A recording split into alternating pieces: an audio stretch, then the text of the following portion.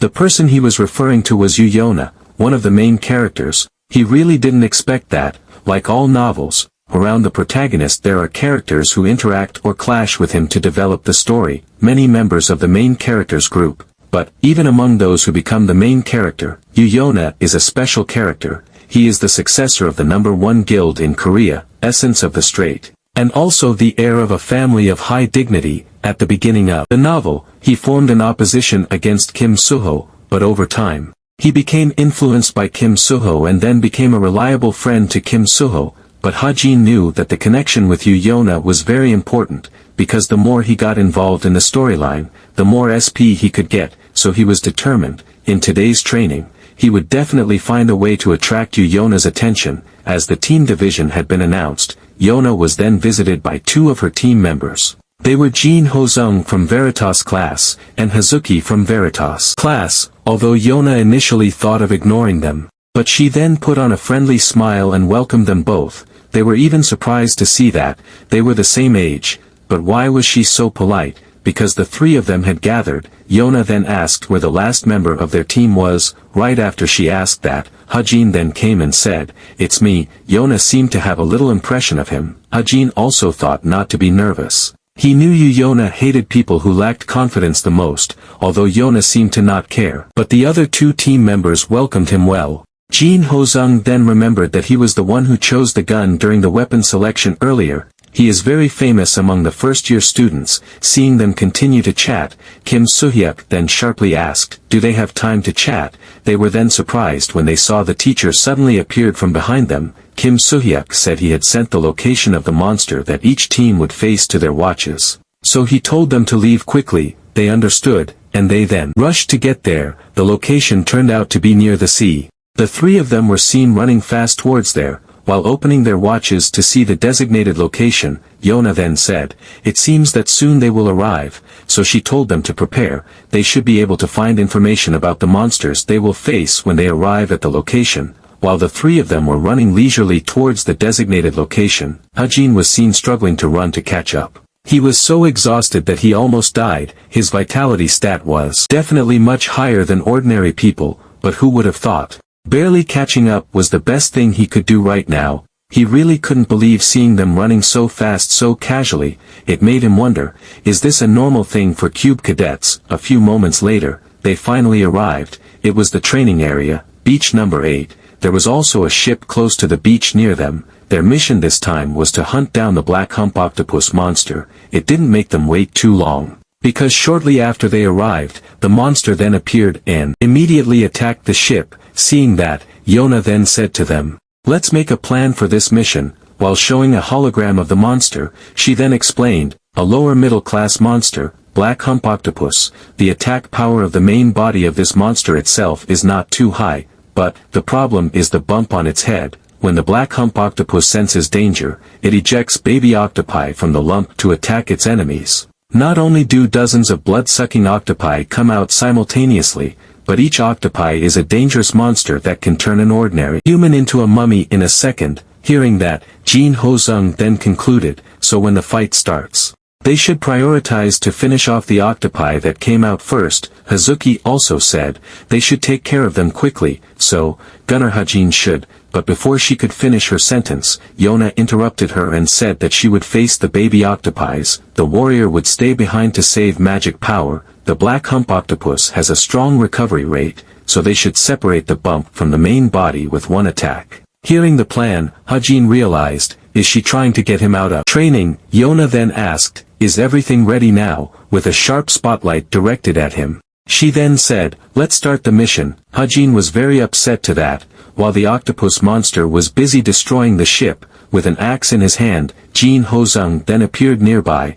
While looking at the monster, he then thought, first, he had to lure the monster to the beach, but before he could even launch the action, the monster seemed to be aware of his existence, and it then dived down, then swam towards him. He then ran frantically when he saw it. His body size was really insignificant compared to the giant octopus. Amidst the notification that Team 5 or their team had found the monster, they then prepared to face the octopus monster, and as Yona had explained earlier, when the octopus got closer to them, it then exploded the lump on its head, which made the baby octopies come out of there. Jin Hozung broke out in a cold sweat when he saw that, and as he ran with all his might away from there, the baby octopies then came crashing towards him from above. He was very worried when he saw that. But fortunately Yona came to his rescue. She was able to easily kill the baby octopies with the lash of her whip, but that certainly could not eliminate the danger they were currently facing. Yona also knew that Jin Sohung could only stare in awe at her.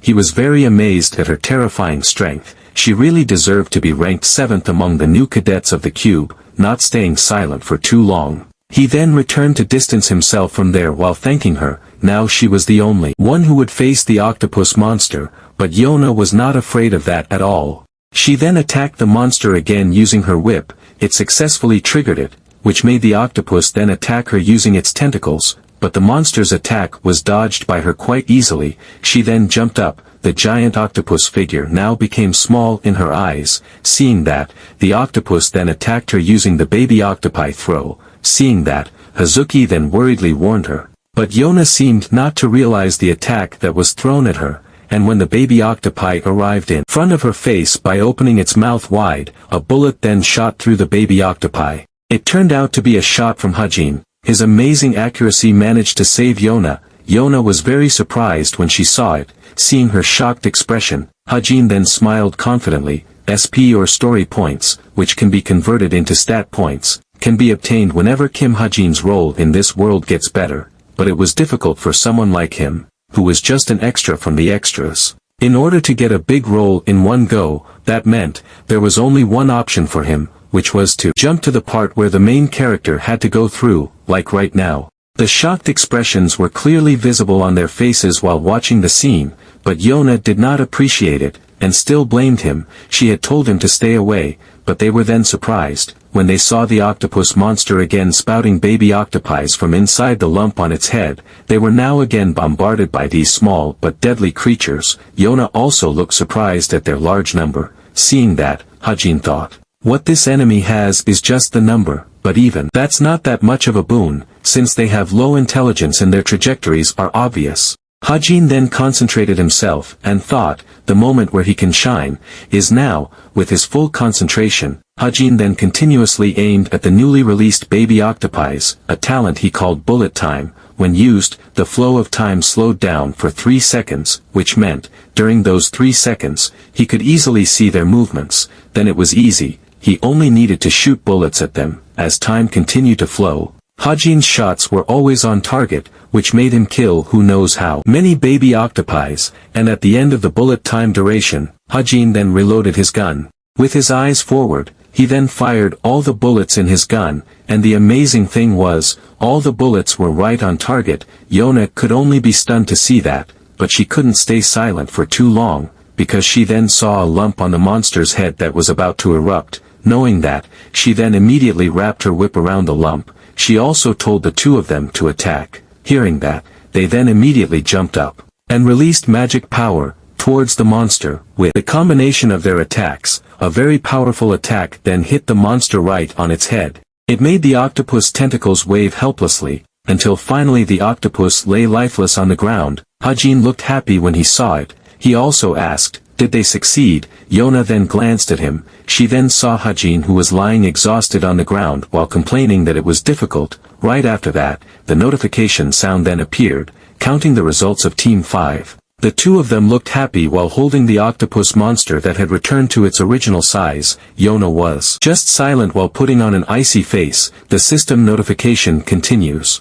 The total time of Team 5 is 58 minutes 58 seconds. The current rank is 16th. With the appearance of the notification sound, it indicates that they have successfully completed the mission. Seeing her team ranked 16th, Yona put on an expression of disbelief. The teacher then said, this time, all the battles were recorded through drones. He will send it to her smart watch, so she can analyze it herself. Yona still found it hard to accept her team only ranked 16th. Apparently she didn't hear it wrong that time. She knew that individual performance would be judged separately. But what made it even more unwilling was, Chai Nayun was above her. Chai Nayun was in Team 2 and ranked 4th. She decided to create a distance between Chai Nayun's group and her group. How could she win if the result was even like this? And when she glanced at Shin Jonghak, She then realized that he was glancing at Chai Nayan. She was very annoyed to know that, so, with a feeling of annoyance in her heart, she then approached Chai Nayan. When she was behind her, Chai Nayan also seemed to realize her existence, but Yona immediately hugged her from behind while calling her. Chai Nayan was a little surprised by that. The scene looked not like a scene between sworn enemies, but true friends. Yona then asked how about her training. Hearing her question, Chai Nayan sighed disappointedly and said, as she knew, she was ranked 4th. She thought this was very embarrassing, when at least she wanted to beat Shin Jonghak and Rachel. She then asked Yona, how about her. Hearing that, although she was very annoyed, but she then replied that she was ranked 16th, but Chai Nayan was even amazed at her when she heard that. She was amazed that she could still get 16th place with a gunner in her team. She felt she would have been much better if that thing didn't hinder her. Hearing that, Yona couldn't help but think, it was true that it took them 50 minutes and 10 minutes were caused by that person, but other than that, his contribution in participating in the battle against monsters was quite high. Hajin felt like someone was talking about him. The dozens of baby octopi he shot, all of them died before they hit the ground. It made her wonder, was it possible with normal magic bullets? The other 2 members of her team also felt they managed to kill the monster because of him. Yona wondered, who exactly was he? But her confusion didn't seem to be resolved anytime soon. In the training room, Hajin was seen lying exhausted on the floor after finishing his training. He scratched the back of his head. Because he forgot to check the alarm since he was training, he wondered, how much has it improved? And when he opened his status window, the system notification then appeared continuously. Luck is active because the target is a low-rank monster. Accuracy has increased dramatically. All his attacks hit the target. His talent proficiency has increased by 20%. Perception has increased by 0.03.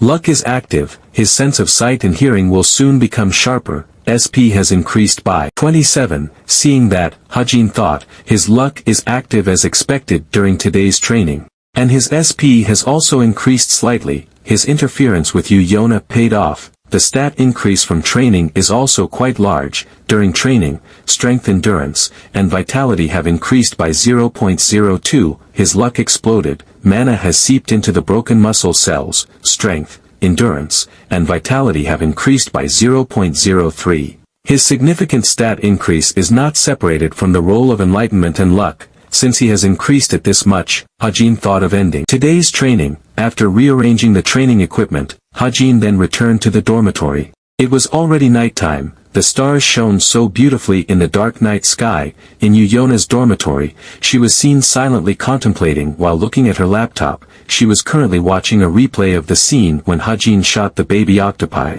and when the replay reached the scene when Hajin used bullet time, Yona was then shocked when she saw him able to fire 60 times in just 2.78 seconds. It made he wonder, is it possible to pull the trigger 20 times in 1 second, or the gun had auto-fire? His agility was also beyond reason. But the fact that his vitality was less than other cadets, and the fact that he suddenly changed his weapon, there were too many suspicious things. She was also confused. Why didn't she remember meeting him at the Military Agent Academy? When Yona was busy pondering about it, she was then surprised when she got a message from Shin Jonghak. Shin Jonghak asked her what she was doing. Her heart seemed to spring when she read the message. Yona then replied, she was analyzing the video. Shin Jonghak really couldn't stop thinking when he heard that she was doing boring things again.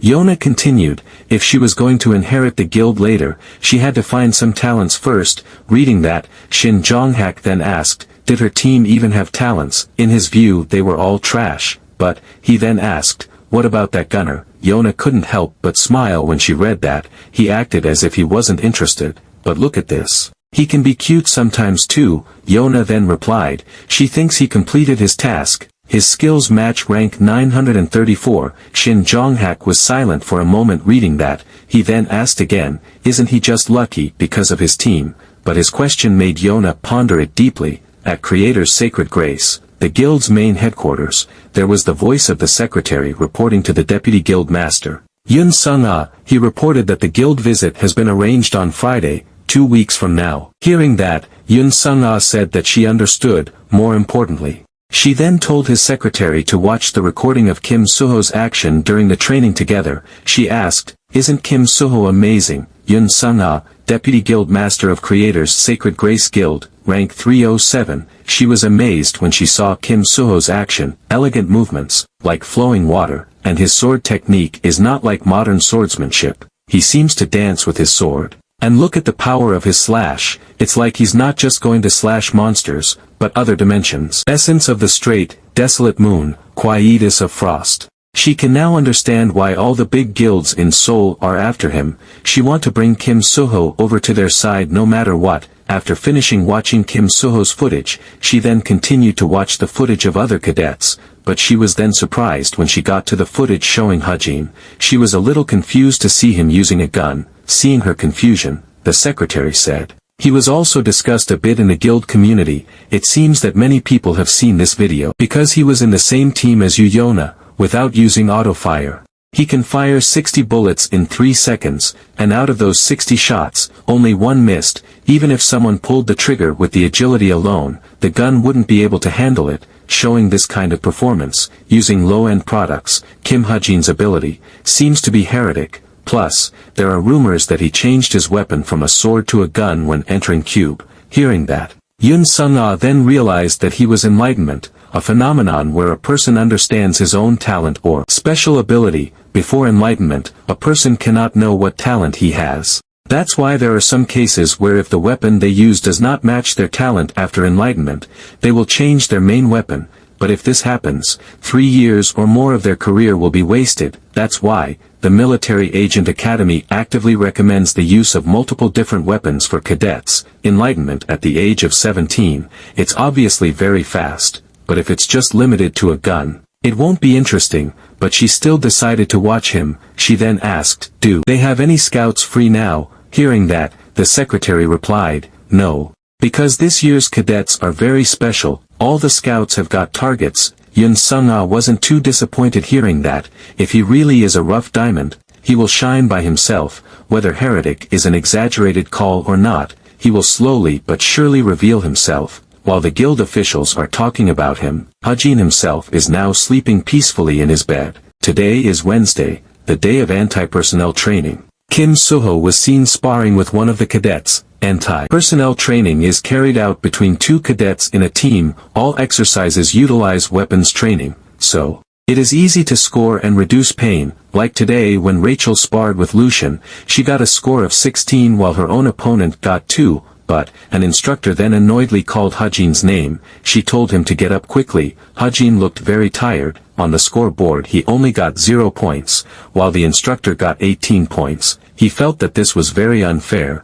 Why was it only him who fought the instructor? Feeling that Hajin might be curious, the instructor then explained, it was because the firearms training was still not finished. So using real weapons in anti-personnel training could get serious injuries. Also, only for him, she, the instructor, who was going to face him, saw the instructor who was approaching him again. Hajin then frantically said that he couldn't take it anymore. He surrendered, but the instructor certainly didn't accept his surrender. She said, "There is no such thing as surrendering." The instructor told him to uphold his defense. Just as the instructor's fist was about to land on him, Hajin's pupils suddenly changed. He was then able to quickly dodge the instructor's attack. The instructor was then surprised to see that, but it didn't seem to be easy for Hajin. It didn't stop there. The instructor then attacked him again, but fortunately, Hajin was able to dodge the attack again. The instructor really didn't expect that. His posture might be bad, but he followed the attack with his eyes. The reason why he could do that was because of 1,000-mile eyes.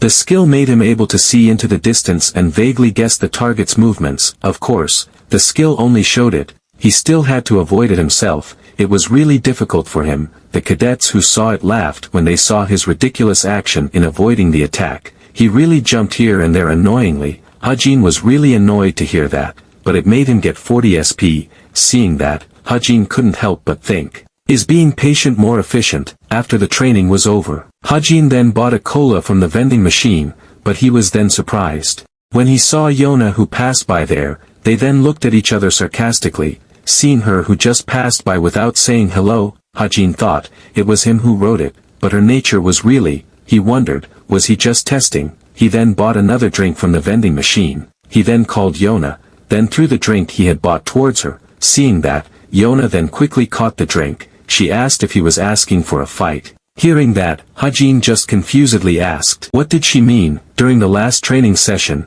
he had helped. He gave her that hoping to get along, a simple test. If being indulgent with an extra character was enough to get 40 SP, how much SP would he get if he started chatting with the main characters? Yona then said she was fine, he should drink it all, and she then returned the drink. Yona continued, she told him not to talk so casually without her permission. This was her first warning. Seeing Yona who walked away, Hajin just smiled slightly, and as Yona was walking away, she then felt something. The weight of her bag felt strange, and when she opened it, there was a cola bottle there. She knew this was Hajin's doing. She was very upset to know that, and when she was about to decide to throw it away, but she suddenly decided not to, because she thought that the cola was innocent. The scene was seen by Hajin. He knew Yona was a lover of junk food like cola, ramen and burgers, but because of her reputation, she couldn't buy such food herself. That was her character setting. Even if he tried to reveal her character setting that no one knew, but if he just chatted briefly with her, he wouldn't get much SP. Of course he had to squeeze himself into the main story. That means the next part of the main story to start will be that, the Jin attack on the National Weapon Museum. Jin are people who made a contract with the devil. The Jin who exchanged their souls for great power, became the hands for the work of the devil and have spread about. This incident happened because of the motivation of killing a certain individual in the National Weapon Museum. But, the Jin are foiled with the main characters, who were coincidentally there looking the exhibits. The protagonist, Kim Suho, gets some interest by some of the main characters because of this episode. Not only do two of the main characters, Kim Suho and Chai Nyan show up, but since it was still close to the beginning of the story, the Jin was not that dangerous. Based on that, Hajin then thought that he could slip himself into this episode. For now, he had to find a way to slip into the museum, but while he was busy struggling with his thoughts, an officer suddenly called him and asked, the daily lessons are over. Then why is he here instead of returning to the dormitory? He also told Hajin to state his number. Hearing that, Hajin then apologized and said he would be there soon. But when he brought his notebook, a message suddenly appeared.